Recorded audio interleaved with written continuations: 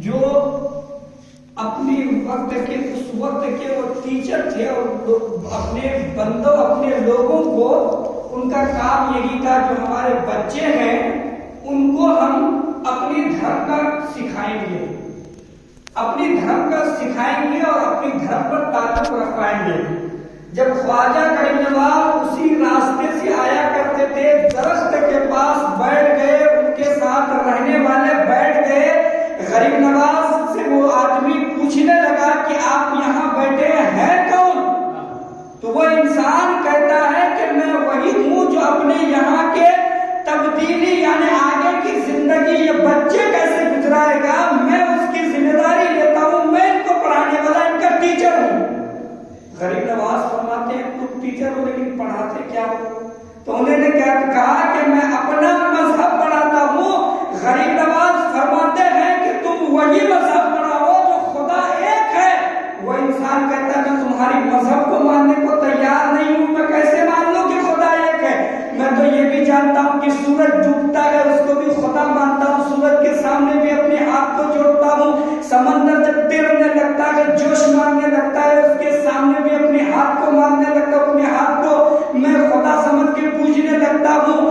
اگر کوئی جانور میرے سامنے بڑا آ جائے میں اس کو بھی ماننے لگتا ہوں، کوئی اگر گائے آ جائے اس کو بھی ماں ماننے لگتا ہوں۔ یعنی ہمارے خدا ہزار ہے، یہاں تک کہ ہمارا خدا کا حال یہ ہے کہ 33 کروڑ میرا خدا ہے، لیکن تیرا ایک خدا کو میں کیسے مان لوں؟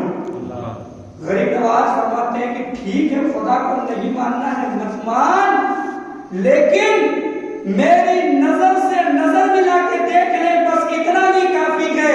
غریب نواز کی نظر سے نظر ملاتا ہے وہ انسان مسلمان ہو جاتا ہے۔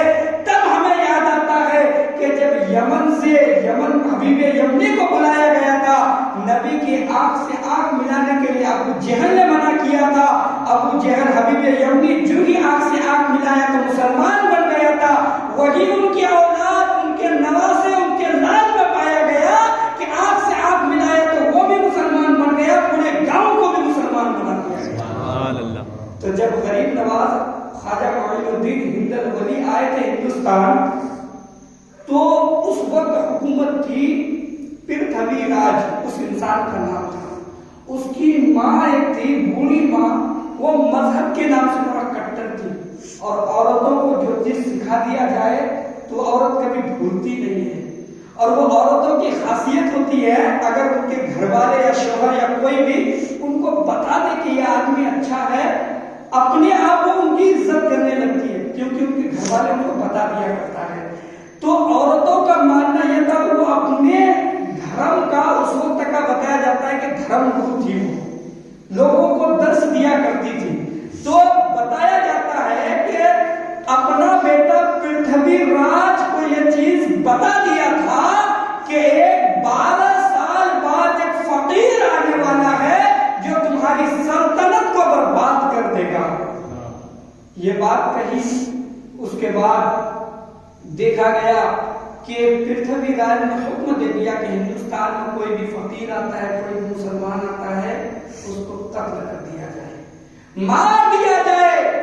یہ بات کی بات نہ گئی، موسیٰ علیہ نبی کے نا فرعون کے گھر میں پڑا فرعون کو معلوم تھا کہ میرا حکومت ختم کرنے کے لیے ایک بندہ آنے والا ہے، لیکن فرعون کے گھر میں اللہ نے موسیٰ کو روزی روٹی دیا، اب پرتھوی کے خاندان سے غریب نواز کو روزی روٹی بھی دیا اور اسلام کو پھیلانے کا موقع بھی دیا ہے۔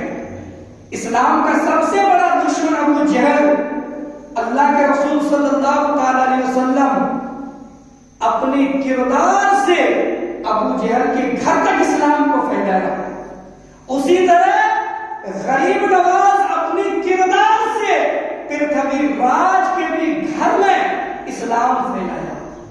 تو جب کہہ دیا گیا کہ اب مسلمان کو قتل کر دیا جائے گا، غریب نواز آ گئے ہندوستان، اجمیر شریف پہنچ گئے۔ اجمیر شریف پہنچنے کے بعد وہ لوگ اپنے آپس میں کہنے لگا کہ جب اس کو بھگایا جائے تو قتل کر دیا جائے۔ بندہ پہنچ گیا غریب نواز کے پاس،